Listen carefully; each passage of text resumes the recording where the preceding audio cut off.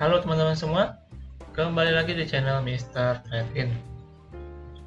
Gak berasa hari ini kita udah masuk di akhir pekan lagi, dan saatnya untuk ISG Daily di hari Jumat ya, tanggal 17 Februari 2023.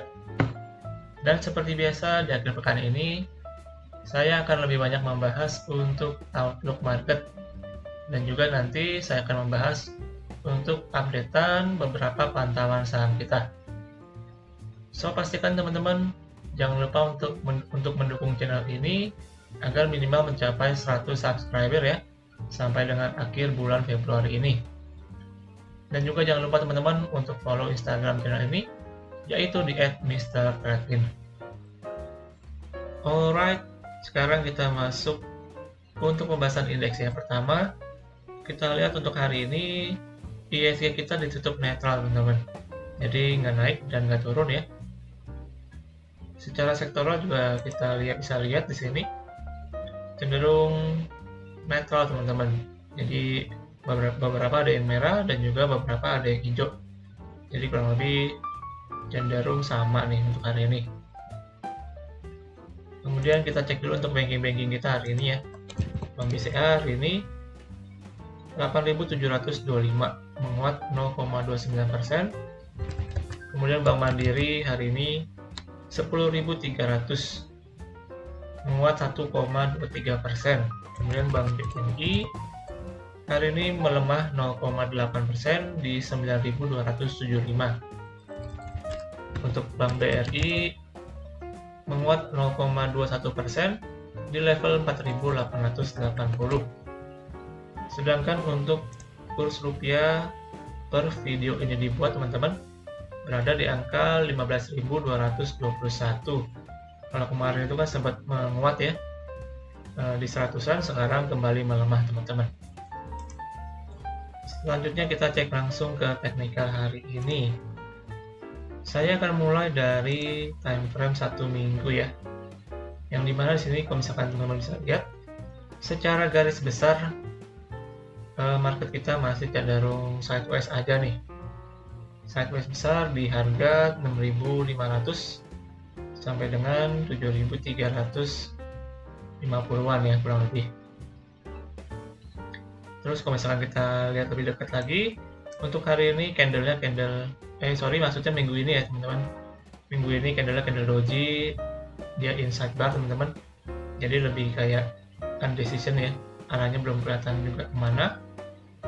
Dan untuk sementara masih cenderung konsolidasi nih di dalam range level 6.820 sampai dengan 6.950-an teman-teman. Jadi kurang lebih seperti yang di sini ya konsolidasinya. Jadi kita sementara mungkin akan juga membentuk seperti ini teman-teman. Kalau misalkan di sini kan kita hitung itu kurang lebih 6 bar ya, artinya 6 minggu. Jadi mungkin bisa aja kita akan konsolidasi sampai 6 minggu, bisa kurang bisa lebih teman-teman. Namun secara arahnya masih belum terlalu kelihatan teman-teman, karena masih bergeraknya konsolidasi aja. Namun kalau secara indikator MACD di sini sebenarnya udah mulai terjadi bull cross teman-teman ya. Ini yang garis biru udah mulai bersilangan dengan garis yang oranye ya.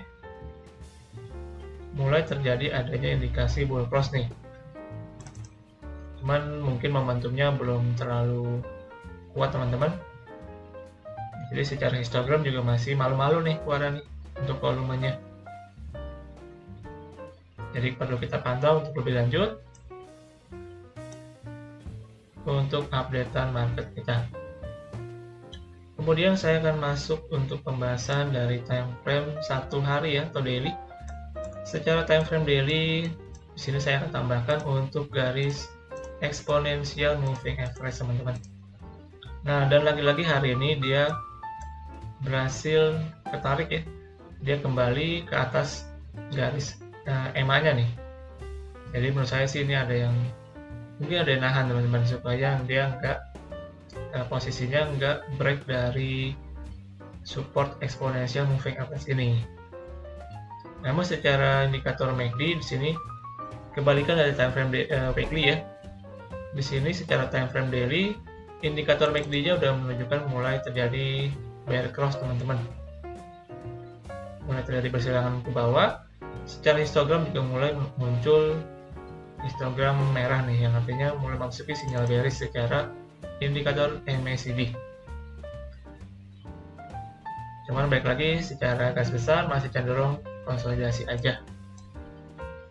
Dan sedikit tambahan mungkin dari time frame 15 menit nih untuk yang pendek ya. Saya akan tambahkan lagi di sini seperti yang kemarin kita update. Di sini ada gap teman-teman di time frame 15 menit yang belum ditutup ya teman-teman. Jadi masih ada gapnya. Dan di sini juga support di 6880 ini terlihat cukup kuat ya. Tadi sebenarnya cukup sempat break nih dari supportnya, tapi kemudian kembali ke atas lagi teman-teman. Jadi ya sementara masih bisa dipantau untuk market ke depannya teman-teman, karena masih belum jelas untuk arah ke depannya sih menurut saya. Nah, kurang lebih begitu untuk outlook sementara dari market kita teman-teman. Secara harga menurut saya akan terjadi koreksi ya, namun secara garis besar masih cenderung konsolidasi aja. Oke, next. Sekarang saya akan masuk untuk updatean pantauan saham. Yang pertama ada The Mas teman-teman. Nah, ini The Mas merupakan pantauan kita yang dari awal ya. Di sini secara time frame weekly dulu. Untuk minggu ini dia masih cenderung konsolidasi aja nih. Volumenya juga kecil, jadi belum ada pergerakan yang signifikan. Untuk supportnya sementara menurut saya masih di 168 sampai dengan 164 nih.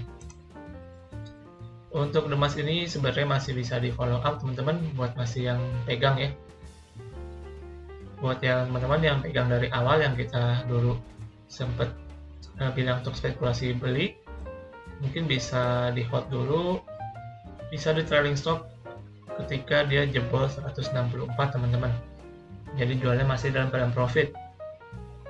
Cuman buat teman-teman yang mungkin masih tertarik nih untuk beli ya, menurut saya masih bisa peluangnya, bisa spekulasi di 168 sampai dengan 165 ya kurang lebih. Ini merupakan support untuk The Mas sementara ini. Terus misalkan ketika dia jebol 164 mungkin teman-teman bisa buang dulu ya, cut loss dulu untuk The Mas. Nah, itu untuk sementara dari The Mas, sementara masih bisa di follow up teman-teman. Nah, yang kedua ada LP. Nah, LP ini akhirnya LP kita jalan teman-teman ya. Ini pantauan yang udah cukup lama juga. Terakhir saya udah rekomend beli ketika dia waktu sideways di sini ya. Di harga 208 ke bawah, saya pernah mention teman-teman untuk coba spekulasi buat yang mau ya. Dan untuk minggu ini dia berhasil breakout teman-teman. Secara time frame 1 minggu kita lihat breakoutnya juga didukung dengan volume yang cukup kuat nih. Dia berhasil closing atas resist yang kemarin di 224 ya kurang lebih.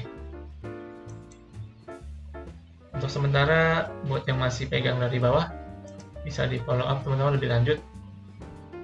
Harusnya sih kalau misalkan saya itu udah profit sekitar 10%-an ya. Nah, namun di sini saya lihat dia kepantok nih di resist di sekitar 250 teman-teman. Nah, kalau menurut saya sih sementara akan pullback dulu, mungkin udah dekat 220 nih untuk supportnya. Tapi buat yang pegang dari bawah seharusnya masih bisa di hold dan juga di follow up lebih lanjut teman-teman untuk LP ini. Terus mungkin teman-teman ada yang nanya nih, kalau sekarang beli sekarang masih boleh nggak? Kalau menurut saya sih masih bisa teman-teman, tapi mungkin udah risk rewardnya udah semakin kecil ya. Mungkin bisa spekulasi beli di 230 ke bawah nih Terus cut loss-nya kalau misalkan dia closing di bawah 220 teman-teman. Jadi masih bisa dicoba buat teman-teman yang masih mau beli. Oke, next sekarang kita masuk pantauan yang ketiga nih, ada Antam. Nah, Antam ini merupakan pantauan kita yang akhirnya kena cut loss teman-teman. Saya pribadi pun ada kena cut loss ya di Antam ini, tapi nggak gede, mungkin cuma sekitar 1-2% aja teman-teman. Terakhir kan saya ada spekulasi beli ya di sekitar 2200-an nih. Kemudian dulu kan saya bilang ketika dia closing di bawah 2200 itu dia jebol teman-teman. Jadi ketika kita udah bikin plan, kita harus juga stick dengan plan kita teman-teman. Jadi ketika kemarin jebol hari Rabu ya kurang lebih, dia jebol tuh sampai 2160. Nah, saya ada cut loss teman-teman di sini.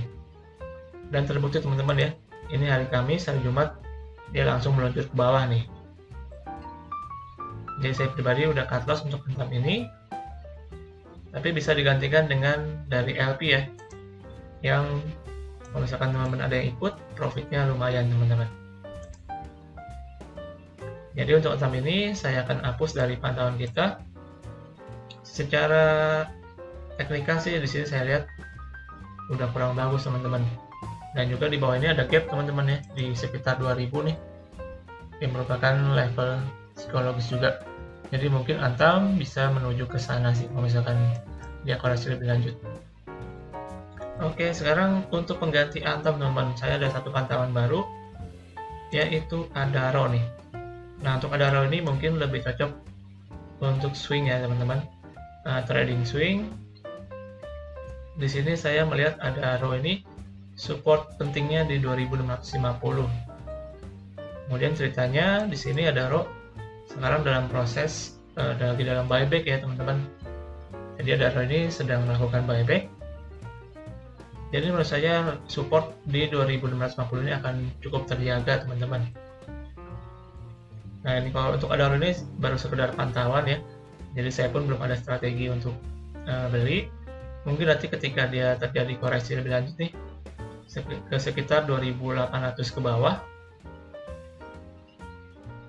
baru nanti saya akan coba buatkan strateginya teman-teman untuk Adaro. Jadi masih sekedar pantauan untuk saat ini aja.